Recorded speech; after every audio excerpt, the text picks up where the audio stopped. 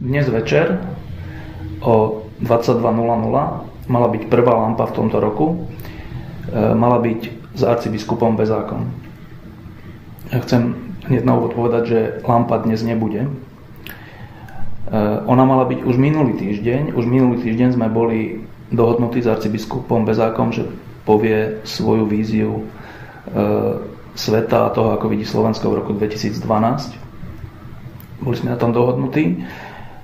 Potom nám ale Slovenská televízia povedala, že vo štvrtok večer minulý týždeň je nejaký program, ktorý sa asi nedá preložiť, že to ešte skúsia, ale asi nie. A v piatok nám povedali, že sa to nedá, tak sme to akceptovali. Ja som zavolal arcibiskupovi Bezákovi a dohodli sme sa, že bude tento týždeň.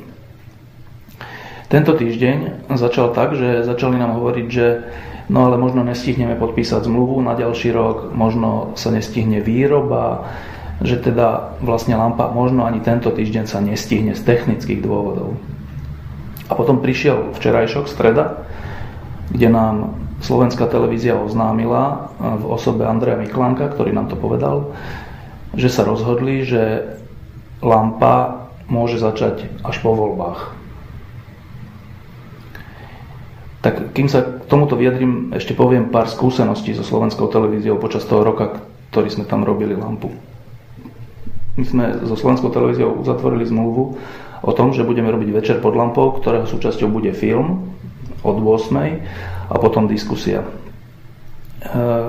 Prvé nedodržanie dohody bolo v tom, že Slovenská televízia po podpise zmluvy nám povedala, že vlastne na jar ešte minulý rok nemá peniaze a teda nie je možné kupovať filmy. My sme to akceptovali napriek tomu, že to je mimo zmluvy, pretože sme chápali finančnú situáciu Slovenskej televízie zdedenú po bývalom riaditeľovi a chápali sme, že treba šetriť. A tak sme namiesto filmu robili vlastne lampu tak, že boli dve diskusie.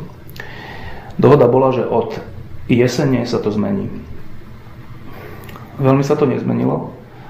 Navyše stalo sa to, že Slovenská televízia sa rozhodla, že komentáre, teda program, ktorý bežal na jednotke, s ktorými Slovenská televízia nebola spokojná, presunie na dvojku na čas 21:30, teda vo štvrtok do nášho programu zazmluvneného.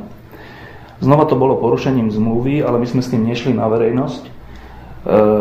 Snažili sme sa nejako dohodnúť, snažili sme sa vymyslieť nejaký spôsob, ako by tie komentáre mohli byť začlenené do lampy, alebo nejak polučtiť ten odlučtený a prázdny priestor.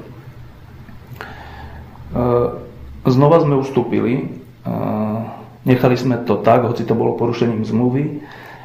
Komentáre prerušovali lampu na pol hodinu s tým, že sme sa dohodli s vedením Slovenskej televízie za prítomnosti viacerých svedkov, že od januára sa to zmení, že od januára komentáre vo štvrtok počas lampy nebudú.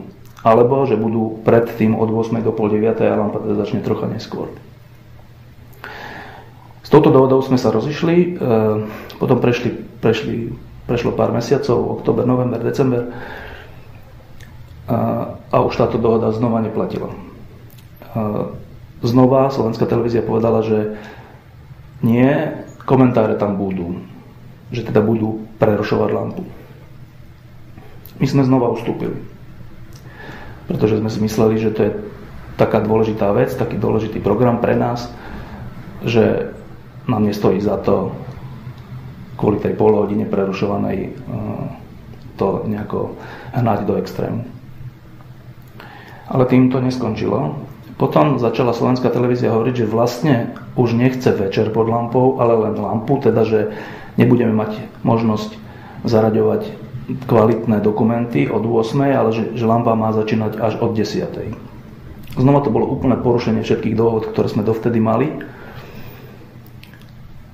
Znova sme sa snažili nájsť nejaký kompromis a znova sme ustúpili v tom, že sme navrhli, že dobre, tak nech není lampa každý štvrtok od 8:00, ale iba raz za mesiac, kde poskytneme kvalitný film. Ani to Slovenská televízia nechcela, nakoniec hovorila, že nech je len 5 za rok takých, alebo možno vôbec. My sme znova ustúpili. S tým, že teda dobre, je to všetko nefér, je to všetko porušenie ústnych aj neústnych dohôd, ale ten priestor na to, aby sa vyjadrovali a aby zazneli zaujímavé myšlienky a zaujímaví ľudia, je cennejší než všetky tieto porušenia. No a potom prišiel včerajšok, kde nám Andrej Miklánek povedal, že nie, že lampa bude iba od 10. večer a žiadne filmy, ale že môže byť až po voľbách. A dôvod je ten, že pred voľbami je to príliš riskantné. Tak vážená Slovenská televízia, vážená pani Zemková, Andrej, Ľuboš Machaj.